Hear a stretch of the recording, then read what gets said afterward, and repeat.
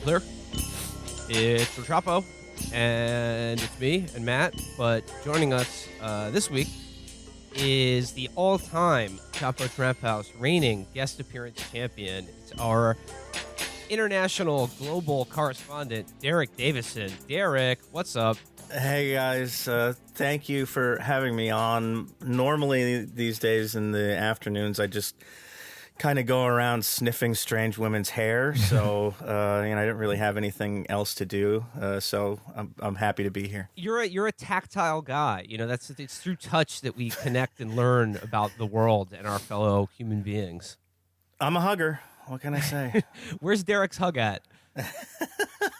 That makes me realize that Johnny Smith from the Dead Zone would get Me Too'd very quickly because he needed to touch people in order to know their future. And it would be funny if he tried to justify it and say, look, I'm not trying to cop a feel. I just want to know if you're going to die soon. Well, can you imagine if Joe Biden had the Dead Zone abilities, how many times he would have foreseen the apocalypse from all the people he's been hugging? Oh, yeah. No, he knows exactly how we all die, for sure. No, but particularly in DC, how many Martin Sheen type characters from that film are surrounding Joe Biden on a day-to-day basis? Oh, yeah. Well, Derek, we can talk about your hugging regimen later, but you're the guy who obviously we've been obsessing over the 2020 election here in America and the 2016 election that already happened. We talk a lot about that. We have a good time, but it's easy to forget. Politics and things are going on in other countries as well. So there's some elections going on around the world. There's some interesting doings going on right now. And why don't we begin by talking about an old favorite, one of the original supporters of the show, one of our first, favorite countries, Turkey. Turkey is having a rather wild election right now. Yes. Well, they're local elections, so they're not as serious from a practical standpoint as say a presidential election or a parliamentary election or anything like that.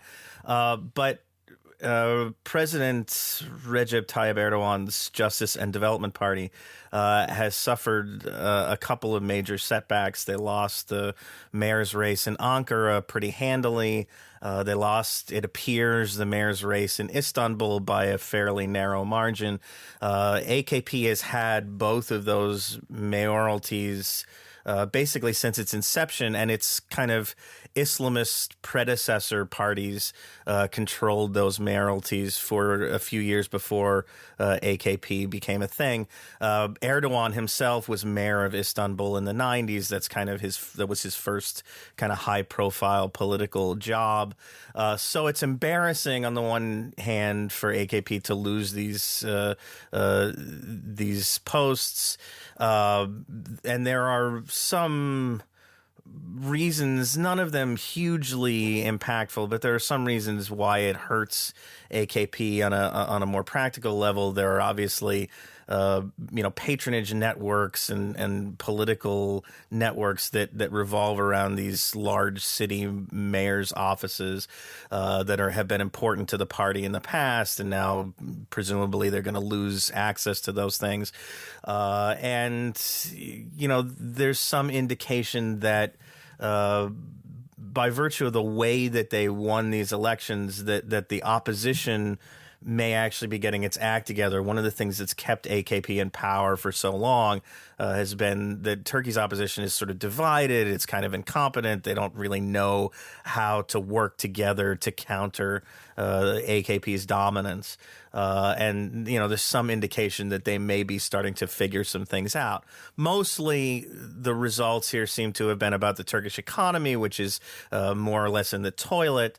Erdogan made what I think was a mistake in nationalizing the elections instead of letting his party's candidates kind of run their own thing. He turned it into a referendum on AKP and its power, and at a time when, as they say, it's the economy, stupid.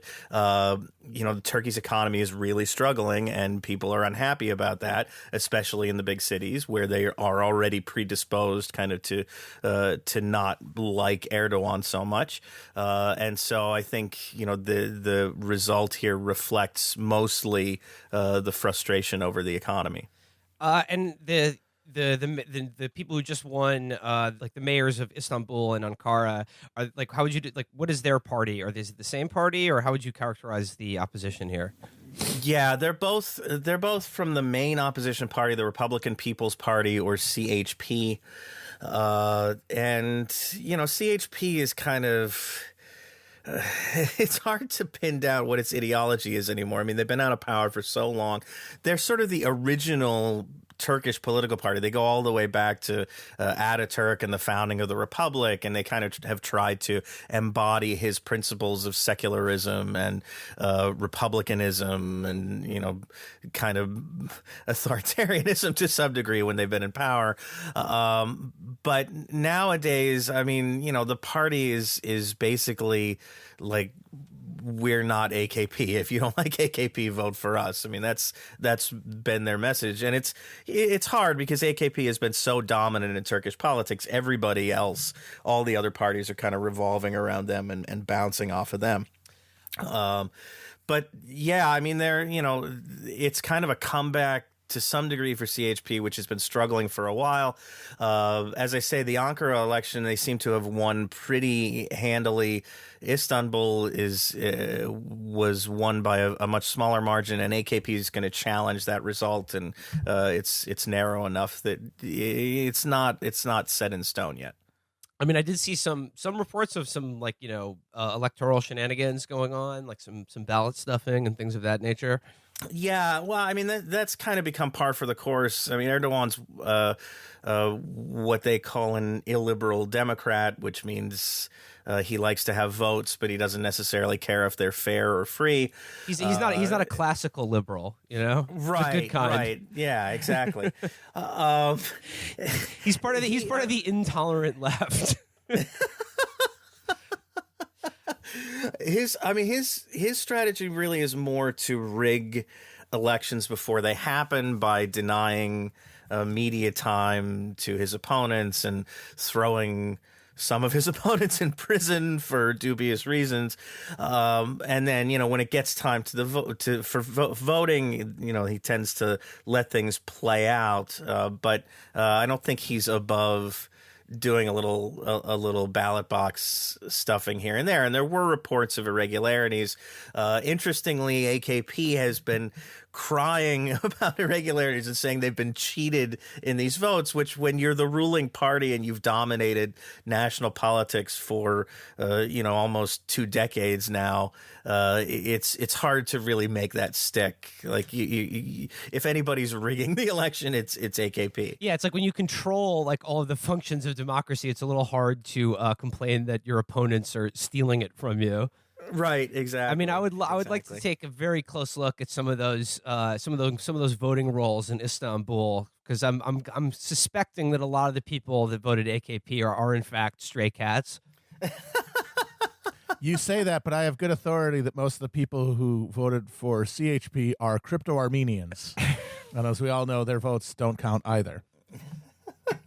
It's either crypto-Armenians or crypto-Jews. That's the next one that'll come out. But Erdogan still firmly in control of Turkey. Doesn't seem like he's going anywhere anytime soon. Oh no, yeah. I mean, he's got almost all the levers of power in the state centered in his office now. It's very hard to. It would be very hard to move him out. What I think, if there is a long-term implication for this election that has to do with Erdogan, it's mostly, again, that the economy is his Achilles heel, that his typical sort of campaign message, which is kind of angry nationalism, doesn't work terribly well when he doesn't have a kind of imminent threat that he can point to and get people riled up about. And, in the long run, if the opposition can build on this, and it could be maybe the first kind of small step in building momentum for them, then, it could have some long-term impact. But I think it's I've seen a lot of takes that like, oh, this is it. It's like the beginning of the end for Erdogan. I think that's overstating it quite a bit. Yeah, just I mean, as soon as he gets a chance to steamroll the Kurds in northern Syria, that's going to bump him right back up. Probably, he's probably pissed he couldn't do that right before the election. Yeah, that's probably. I mean, he might have wanted to save that for a bigger election. Yeah. I don't know. Yeah. But I mean, certainly he's got that in his bag. I mean, he did do that the last time there was an national election, Yes, right? he did. Yes. So, like, yeah, just basically started a war. The last couple of times, I mean, he's gone after the PKK to help himself politically, and then he went into northern Syria and has kind of gone after the Syrian Kurds to do the same thing. And like, as far as the American foreign policy community and planners go, I mean, where do they really stand on Erdogan? Because I mean, he seems like an interesting case where he's, Turkey's a NATO member, but he's also like this severely authoritarian ruler who's allied himself with against the United States and with Russia, at least vis-a-vis Syria. Yes, I mean, he's exactly what makes it especially weird is he's exactly the kind of guy, kind of a pompous, blowhard, right-wing dictator wannabe that Donald Trump loves. And there's evidence that, like, on a personal level, I think the two of them get along pretty well. I mean, when Trump announced back in December that he was pulling all of the U.S. soldiers out of Syria, to everybody's surprise in Washington, it was right after he got off the phone with Erdogan. And I think, they were just shooting the shit, basically, and, being pals. And Trump, said, hey, you're my pal. I can do this for you. I can do you a favor. And he made that announcement. So, I mean, I think on a one-to-one level, they actually get along okay. But Erdogan has worn very thin with the rest of the foreign policy establishment. The big thing right now is that he's moving forward with the purchase of Russia's new S-400 air defense system. He's insistent on making that purchase, mostly, I think, to curry favor with Moscow, but also because the S-400 seems to be pretty effective. It's a good system.